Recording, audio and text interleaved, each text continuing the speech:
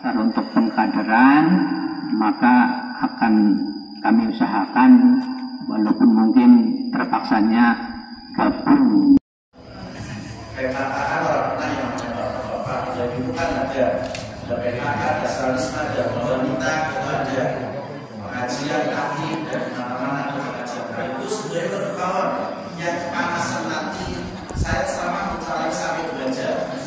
Mengapa saya datang lebih awal? Karena berangkatnya saja saya dari Lumajang.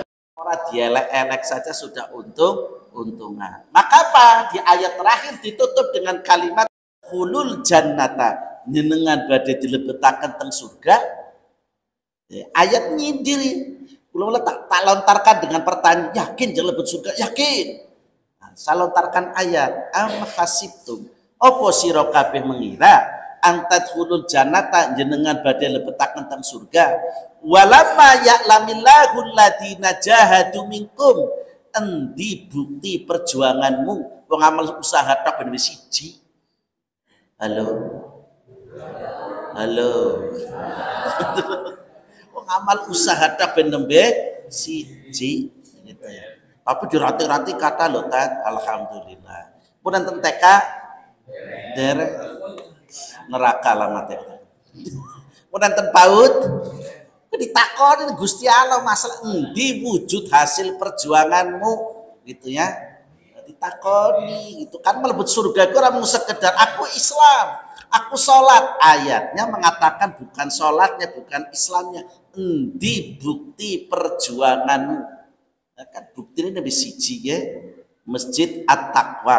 Ngoten nggih? Amin nggih. Jane sing takwa masjidnya apa jamaah? Bisa tanya loh. Kan sing takwa masjidnya semesjidnya mau lebet surga, mbok niku. Halo. Lah sing takwa ke masjid ya masjidnya mau lebet surga. Lah jamaah yang mungkin bisa nang tamane strok ya apa-apa nang pinggir surgane ora tayang mlebu, durung takwa itu. Ini hadirin. Dalam perjuangan gitu ya, kan wujudnya perjuangan. Dalam perjuangan pasti ada pengorbanan. Mulanya menapa? Ayatnya mengatakan bi amwalihim wa anfusihim. Jadi berjuang itu harus dengan harta dan jiwa raga. Jadi tidak ada perjuangan kok hanya dengan senyum cengar-cengir, tidak ada Pak. Berjuang hanya dengan penuh dengan harapan, tidak ada. Perjuangan itu harus dengan bi amwalihim wa anfusihim. Rumiyin saya merintis cabang Muhammadiyah Gumelar itu kalau tidak keliru seringnya di Cirebah. Berangkat dari rumah itu ba'da asar sampai di rumah setengah 12 malam. Ora dikai imaem nih bangetan. Ini lebih cerita ya. Hah? Nembatin tok ya. Perjuangan. Dan apa-apa sekedar inilah buktinya Bapak Ibu. Dan tidak ada yang namanya perjuangan kok dengan santai, senyum, bahagia. Perjuangan pasti dengan pengorbanan. Bahkan mohon maaf, terakhir kali saya ngisi malam, mobilnya itu lampunya mati. Lampu depannya mati. Kita obat iso balik ke pora. Supirnya bilang, kan kalau mati sahid mbahmu itu. Itu kan kalau ikhlas. Kalau nggak ikhlas, sangit ngerti. Ya tadi. Kami bilang, akhirnya disenteri pakai HP. Mobil senter pakai HP, ya nyambung gitu. Ini contoh sebuah perjuangan. Dan mohon maaf apa-apa. Dari sekian itu terkadang tolong gantian Pak Amin ngisi di Gumelar. Ustadz Amrullah, saya sanggup. Sekali ngisi tat, mohon maaf saya kapok sepisan tok. Itu loh Pak. Loh kok begitu? Tuh banget kok. Dan waktunya habis, saya nyampe rumah setengah 12. Itulah perjuangan. Ganti yang lain, yang lain. Tat, atas bisa hanya sekali aja lah tat. Kenapa? Wah, jauh banget ya Bapak. Tapi Pak Amin masih betah kok. Hari ini saja bukan jadwal saya. Tapi mengingat itu rintisan saya, sehingga saya betah dan mangkat tapi jam 3 wengi. Kurang. Pokoknya itu terjadilah Karena itulah surga merindukan kepada hamba-hamba Tuhan. Tentunya apakah kita di dalamnya atau tidak, ya mari kita lihat hadis ini. Ya, mari kita lihat hadis dari Ibnu Abbas radhiyallahu an. Rasulullah sallallahu alaihi wasallam mengatakan, al jannatu mustaqatun ila arba'ati nafari. Nyong tawit mau nawari loh ibu-ibu. Angger seneng teras mlebet mawon. Kok pada kepanasan loh, balis kakeknya ireng-ireng jadi salah nam tadi. Ini masalah niat seramar prong jam, mumpung lagi nengeneh. Lebet mawon bu. Coba yang di tengah paringi jalan untuk lebet. Ini kan masih bisa satu sop lagi. Nanti bapak-bapaknya agak maju sedikit. Jadi surga itu merindukan 4 golongan. Sepindah talil Quran. Orang yang gemar membaca Al-Quran.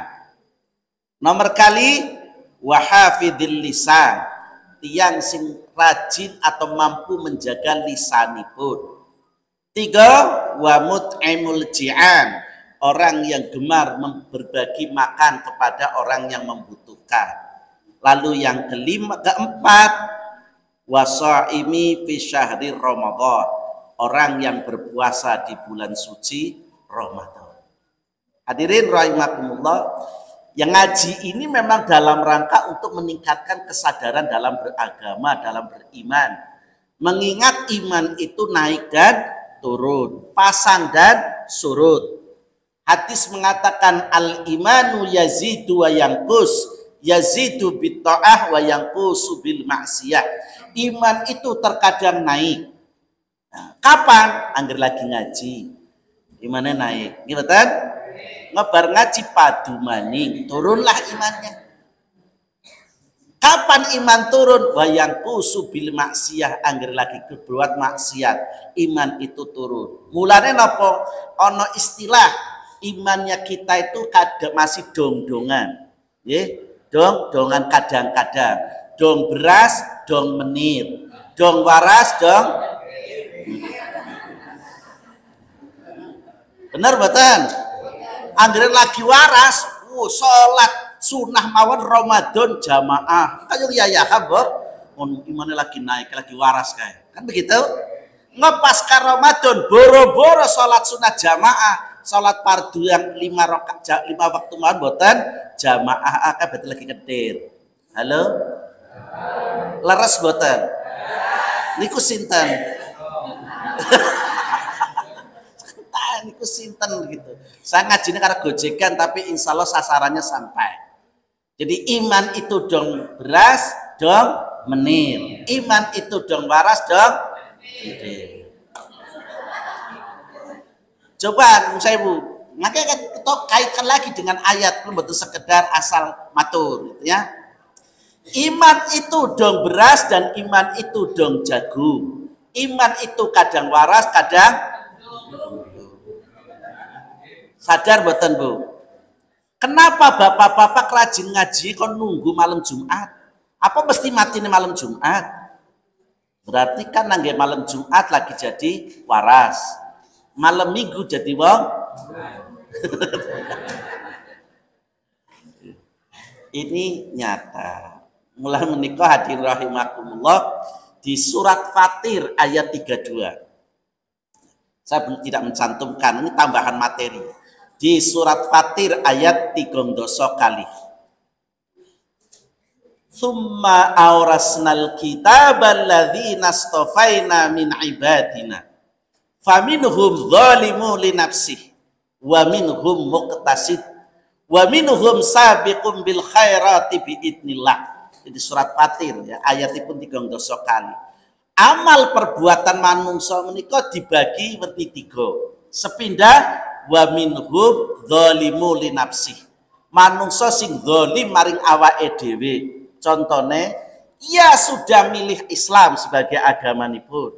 Ning salatnya nunggu dinten Jumat, enten? Kata. Jangan suami jenengan ya. Kan mohon maaf. Kalau ada di antara udzubillah warga Muhammad yang sholatin di hari Jumat, pancen wong kentir temenan. Nah kan betul ya? Karena bikin mohon maaf, kenapa Ustaz mendiskusikan orang kentir? Orang kentir itu tidak ada perintah sholat, betul? Nggak ada perintah zakat, tidak ada perintah mendirikan sholat, mendirikan puasa, betul. Jadi dikala kok saudara kita orang sholat, orang puasa, orang ibadah, berarti saudara kita lagi kentir. Loh kenapa kentir? Lihat dalil yang lain. Ad-dinu huwal aklu, ladinu huwa lima lam aklalahu. Agama Islam itu agamane wong sing duwe akal. Sehingga apa? Orang anak agama mungge wong sing ora duwe akal. Sampai salat ora kentir berarti. Bisane. Lah kok kentir karena perintah salat sih. Nyong tahu waras ya sholat duwe akal gitu. Betul. Begitu Pak cara memahaminya. Jadi kalau ada orang sholatnya kon nunggu Idul Fitri, rancang wong dzalimu li nafsi. Manusia yang menyesatkan dirinya sendiri, melemparkan jasadnya sendiri ke jurang neraka. Dzalimu li nafsi. Sing ngendika Allah sanes kula buka Qur'ane, HP juga saged dibuka. Surat Fatir 3 kali. Lalu nomor kali wa minhum muqtasid, kelompok pertengahan. Nah, kelompok pertengahan itu kita, Pak. Sing dong-dongan. Kalau hari Jumat semangat berislam, semangat beriman, gemar tadarus Al-Qur'an, baca surat Yasin, baca surat Al-Kahfi. Jangan jadi orang Muhammad kita yang ngeceni tok. NU ya Yasinan. Siapa wong NU Yasinan? Rika maca apa? Orang maca apa-apa. Rika sing gemblung. Halo? Jadi kalau kita mau ngeceni mereka Yasinan, mestinya Rika pada macanya Al-Kahfi. Rika maca Al-Kahfi ya ora, Yasinan ya ora ngeceni. Bener dicoba. Kan bener sih ngaca Yasin. Kan di hadis dikatakan, boleh engkau di malam Jumat baca surat Yasin dan surat Al-Kahfi. Boleh. Nah kita orang maca apa-apa gitu. Ngeceni kan meneki banget, Mbok. Begitu ya. Jadi ini wa minhum muqtasid itu kelompok pertengahan, kelompok yang semangat beragamanya, semangat imannya ketika sakit, ketika mau umroh, ketika lagi haji, itu semangatnya luar biasa. Nah, kira-kira anggere tiang umroh, tiang haji, pinanggih Masjidil Haram nangis mboten? Nangis mboten? Nangis rata-rata Pak. Orang sing ngeplaki, orang sing jejak mesti nangis Pak. Pinanggih Ka'bah tuh nangis. Lah bareng kondur teng Gumelar pinanggih Masjid At-Taqwa nangis napa meringis. At-Taqwa iki margi banget kok. Piye golek beriman coba. Ketemu Masjidil Haram nangis, ketemu Ka'bah nangis, bareng ketemu Masjidil Dewek At-Taqwa aku meringis. At-Taqwa iki banget ya. Ini hadirin.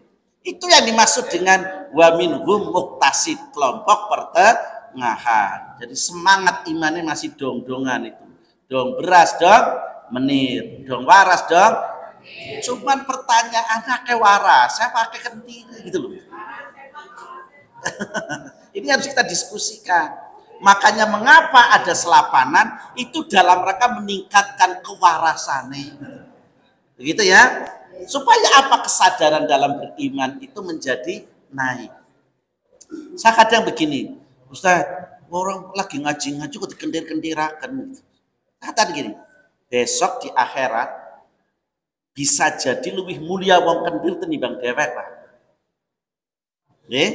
Besok di akhirat iso dadi sing wong kendir luwih mulia tinimbang awake dhewe. Kenapa? Orang kendir tidak akan ditanya oleh Allah. Untuk apa kamu hidup 70 tahun? Nggak akan ditanya. Orang kentir sini. Untuk apa hidupnya kan kentir? Ini jawabannya. Nah, kalau jawab apa coba? Apa mau jawabnya kentir? Bukan? Enggak. Itu loh. Maka ada sebuah syair yang mengatakan, syair. Warga Muhammadiyah Jakarta kagetan dengan syair. Saya itu dididik 3 tahun dengan NU. Karena syairannya tanya. Ilahi lastulil firdausi ahla. Biasanya untuk puji-pujian. Ilahi lastulil firdausi ahla wala aqwa alan naril jahimi fahab li taubatan wafir dunubi fa inna kafiru damin adimi. Yuk kita selawat. Kita kebian gitu. Aja tikin sekarang di sini. Itu syairnya Abu Nawas, Bapak Ibu. Syair itu sangat indah makna dan kandungannya. Ning rata-rata sing pada bersair orang ngerti maksudnya. Gitu. Penyair itu sambil menangis sesungguhnya ketika bersair itu, ya Rob, dosa-dosaku bagaikan pasir-pasir di pantai. Aku tidak layak berada dalam surgamu. Yang dosa nakeh pisan. Aku ngaku nang surga ya layak. Tapi aku juga tidak akan kuat berada dalam nerakamu. Lar panggon ning endi coba? Ning surga ora layak, ning neraka ora kuat, manggon ning endi? Kan mendingan wong kentir gitu. Bainal jannati wan nari, apa begitu? Di antara surga dan neraka lah. Kita harus tiron-tiron seperti itu tidak bisa kecuali nanti pulang dari sini kita ngentir bareng. Ini BTS. Kita itu harus memilih di antara dua pilihan itu, surga apa neraka, gitu.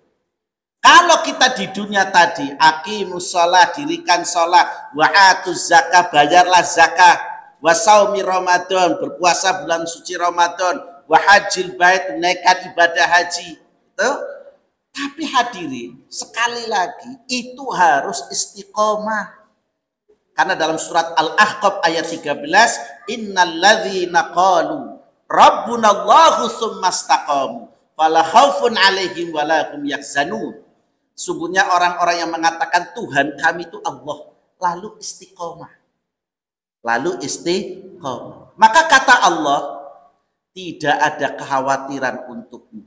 Bahkan jika engkau mati pun tidak perlu berduka cita. Tidak perlu. Kenapa? Kematian bagi orang yang istiqomah itu adalah mengakhiri dari semua kesulitan hidup dan akan menggapai kebahagiaan akhirat surga. Jadi sampai-sampai ayat mengatakan begitu. Persoalannya kita belum istiqomah. Tadi angger lagi ngaji kayak gini mantuk-mantuk. Iya ya bener ya. Engkau pulang nang mobil wis padu. Begitu ya. Itu sangat di situ. Nah, maka kita mencoba terus-menerus berupaya berlatih agar jadi manusia yang istiqomah. Lalu ayat berikut surat Fatir tadi, ya. Jadi summa arasnal kitabal ladzina astafaina min ibadina faminhum dzalimun li nafsi wa minhum muqtasid wa minhum sabiqum bil khairati biidznillah. Orang yang senantiasa mendahulukan kebaikan dengan izin Allah. Pengajian urung dibuka acan bisnis masjid. Yang mahir membaca Al-Quran kelak bersama para malaikat. Ya, ini, ya Allah. Padahal kita itu nggak dijejerakan malaikat ora patut-patut. Kenapa? Akeh dosa nih. Akeh dosa nih. Mohon maaf. Wong di dalam kebaikan kayak gini saja sok enten dosa. Contoh, sing sebelah ngantuk. Maju ngantuk. Itu dosa kan? Itu di tengah kebaikan itu. Itu saja banyak dosa. Apalagi di luar kebaikan seperti ini. Bayangkan, malaikat tidak pernah sekalipun berbuat salah kepada Allah dan malaikat tidak pernah sekalipun minta cuti barang 5 menit. Oh, jenengan kan ngaji nunggu selapanan, Bob. Dan kadang anak kadang orang, Bob. Mau kadang belas kadang menit, begitu. Malaikat itu tidak pernah minta Gusti, aku minta cuti barang 5 menit, enggak ada. Bayangkan malaikat penjaga langit minta cuti 5 menit. Malaikat penjaga matahari minta cuti 5 menit. Malaikat penjaga bumi minta cuti 5 menit. Apa yang terjadi? Kiamat. Lawa dhewe kan diminta ngaji sebulan sepisan benes mando mayonen mangkat ora ya. Anggere udan ya ora lah. Makanya gitu. Dan ya kayaknya ya panitia ya memaklumi lah kayaknya orangnya kebangetan. Malah dipai itu panitia gitu. Jadi seolah-olah bukan kepentingan awake dhewe. Terus terang, Besok saya Ahad yang akan datang, Sabtunya ke Lumbir, Sabtu jam 1 saya PHM di Cilongok, Ahad pagi di Wangon, ya. Ahad paginya di Wangon, jam 8 sudah ditunggu di Kalibagor. Itu kalau saya tidak karena malu dengan ayat tadi, surat Al-Imran, ya wegah Pak. Karena Pak harus bangun paling 3, setengah 3 harus sudah mandi. Ayat tadi setengah 3 harus sudah mandi. Karena jam 3 harus sudah berangkat. Ada mikir-mikir, kisi digeleti apa ya gitu. Tapi karena tadi saya malu dengan ayat itu. Loh kok jaluk surga ndimin. Mangmer pulang ngaji kan malas-malasan ogah-ogahan. Terus terang ketika Pak Lendra suruh ke sini, nggak ada yang nganter, nggak ada yang mau. Pak Amin mau. Dia harus mikir. Amin kemang kata ya, di Bumi Ayu, coba lewat Patuh Gura. Nyuruh pernah lewat situ sekalipun loh Pak. Itu aja nekat fisabilillah. Nekat fisabilillah. Ya ternyata tekan. Jadi itu karena saya malu dengan ayat. Mari kita punya rasa malu dengan Allah gitu loh. Kalau kita memang sama-sama mengharapkan surganya Allah. Jadi dikatakan an Aisyah radhiyallahu anha qalat qala Rasulullah sallallahu alaihi wasallam alladzi yaqra'ul Qur'ana huwa mahirun bihi ma'a safaratil kiramil bararah muttafaqun alaih. Dari Aisyah radhiyallahu anha berkata bahwa Rasulullah SAW bersabda, orang yang membaca Al-Qur'an dan dia mahir membacanya, maka kelak bersama para malaikat yang mulia. Di hari kiamat nanti bareng kumpulnya dengan para malaikat. Kira-kira malaikat dihisab mboten? Ya mboten Pak, dihisab kepripun mboten nate salah. Emangnya kita malaikat, kalau kita mesti dihisab Pak. Dan nun sewu, nanti lain waktu belajar huru hara akhir zaman. Ini slide-nya itu sampai 53 slide. Materinya harus nyambung-menyambung. Itu sampai diceritakan dalam hadis di sana. Umur umatku, kata Nabi, umur umatnya Nabi Muhammad itu rata-rata 60 sampai dengan 70 tahun saja. Umur umat Nabi. Kenapa? Karena Nabi sendiri usianya 63 tahun.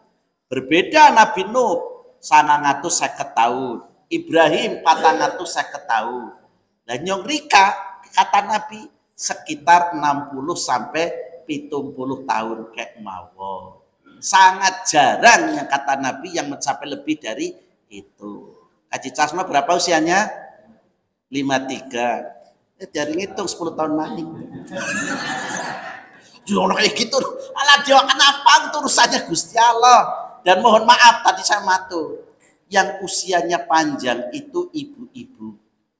Kenapa? Karena ibu-ibu itu memang gemar bersilaturahmi. Bisa dibuktikan lagi, kenapa ibu usia lebih panjang? Coba kita survei kecil-kecil, neng lapangan masyarakat. Banyaknya janda apa duda? Lalu kita kok dijawab. Banyak janda apa duda? Bukti bahwasanya Bapak Elwi mati di Siti. Bapak-bapak begitu memang usianya pendek-pendek. Ibu-ibu usianya langkung panjang. Kenapa? Nabi mengatakan man ahabba ayyub satalahu fi rizkihi wa ayyun sa'alahu fi asarihi falyasil rahimah. Siapa yang ingin dimurahkan rezeki dan dipanjangkan umurnya, maka bersilaturahmi. Hadis Nabi yang ngendika kok. Bukan saya. Masa kita mau nyalahkan Nabi? Dan faktanya kaum ibu kenapa usianya panjang? Sewu. Dharma wanita bagi yang pegawai lebet silaturahmi. PKK-an mangkat. Dasawisma mangkat. Arisan keluarga mangkat. Taklim mangkat. Apa anak bapak-bapak pengajian taklim bapak-bapak ngoten enten. Mengaji kayak gini saja mau kata ibu-ibu. Itu wujud karena gemar bersilaturahmi. Makanya apa? Ibu-ibu yang setia mendampingi putra-putrinya hingga dia tidak membangun rumah tangga kembali karena ditinggal mati suaminya. Mohon maaf, para suami itu mencintai istri itu hanya sampai di atas kubur. Halo Bu? Percaya ya? Jadi mohon maaf, usah dipercaya anak suami kata sungguh mah cintaku kepadamu seia sekata sehidup semati sampai prat gitu. Kenapa kamu bisa ngomong gitu, Tat? Sing jenenge laki-laki ngantarkan sayangnya kepada istrinya sampai di atas kubur, berarti kubur ya dada mama, pergi pulang segala janda kempling gitu.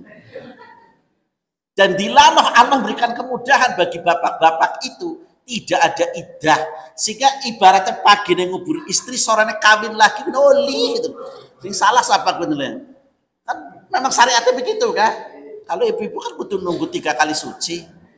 Mulanya nopo enten guyonan gojekan namanya anekdot ya. Ini diperhatikan. Seorang suami ditinggal mati istri. Pagi suami itu datang ke kuburnya bawa air botol, sirami. Sore datang lagi ke kuburnya bawa air, sirami di atas kuburnya. Sampai setiap hari hingga hari ke-7. Lah orang-orang yang rumahnya dekat kubur itu memperhatikan. Wah, suami itu ya baik hati bener ya. Sangat setia itu, ditinggal mati istrinya kok ya datangi terus. Karena penasaran disapa, Bapak, panjenengan kok saya sangat kalian istri ya? Nggih. Mun pinten dinten niki, mun pitung dinten. Loh, kok Bapak kok saya sangat kalian istri? Nggih, wong istri kula berwasiat. Bapak ngrek nyong mati aja grimbojo sampai tumbuh rumput. Biar cepat tumbuh rumput sirami. Kepriwe coba? Kan kurang ajar maning, Bok. Tapi bapaknya bener kuwi gitu. Mulai Bu, angger tinggal duluan meninggal orang sama wasiat, Bapak usah diwasiati bikin musola dewek gitu ya. Itu contohnya begitu. Nggih.